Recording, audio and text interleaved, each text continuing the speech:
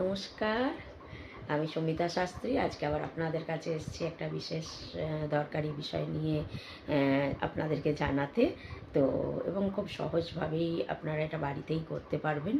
দৈনন্দিন জীবনে আপনাদের খুবই গুরুত্বপূর্ণ বিষয়, সেটা হচ্ছে সন্তানদের পড়াশোনায় মন বসে না।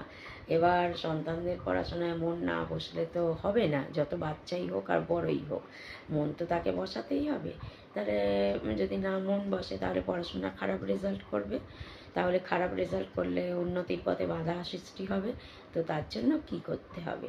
তার জন্য আপনাদের একটা বিষয় আমি বলতে পারি।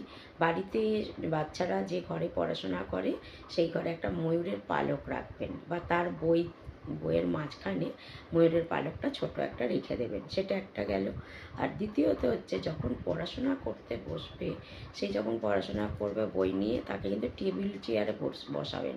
খাটেতে, ইজি চেয়ারে এইসব কিন্তু বসাবেন না। খাটে ইজি চেয়ারে বসলে কিন্তু পড়ালেখায় মন বসবে না। টেবিলে বসাবেন, এবং যেই টেবিল চেয়ারে বসবে সেই টেবিলের মানে ঢাকনাটা সবুজ রঙের করবেন, চেয়ারের ঢাকনাটাও সবুজ রঙের করবেন।